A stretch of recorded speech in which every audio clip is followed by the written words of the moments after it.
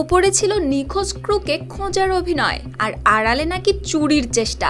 যুক্তরাষ্ট্রের বিরুদ্ধে এমনই বিস্ফোরক অভিযোগ তুলেছে তেহরান। ইরানের দাবি মার্কিন বাহিনীর সাম্প্রতিক অভিযান আসলে ছিল ছদ্মবেশী অপারেশন, যেখানে লক্ষ্য ছিল শুধু নিখোঁজ পাইলটকে উদ্ধার করা নয়, বরং ইরানের সমৃদ্ধ ইউরেনিয়াম হাতিয়ে নেওয়া। ইরানের পররাষ্ট্র মন্ত্রণালয়ের ভাষ্য অনুযায়ী এই অভিযানের আড়ালে বিশেষ কমান্ডো দল পাঠিয়ে পরমাণু স্থাপনায় প্রবেশের চেষ্টা করা হয়েছিল বলে সন্দেহ করা হচ্ছে। অন্যদিকে যুক্তরাষ্ট্র এই ঘটনাকে একটি সাধারণ উদ্ধার অভিযান হিসেবেই তুলে ধরেছে। তবে এই বিষয়ে এখনো কোনো আনুষ্ঠানিক প্রতিক্রিয়া দেয়নি পেন্টাগন। সিলভার টিপ কন্ট্যাক্টে তৈরি নিরাপদ ও নান্দনিক ক্লিক সুইচ। ক্লিক সুইচ, নির্ভরতা জীবন জুড়ে। ঘটনার সূত্রপাত কয়েকদিন আগে। ইরানের ইস্পাহান অঞ্চলে একটি মার্কিন যুদ্ধবিমান ও একটি হেলিকপ্টারকে ভূপাতিত করা হয়। সেই দৃশ্য দ্রুত ছড়িয়ে পড়ে আন্তর্জাতিক সংবাদ মাধ্যম ও সামাজিক যোগাযোগ মাধ্যমে। এই পরিস্থিতির মধ্যেই শুরু হয় উদ্ধার অভিযান।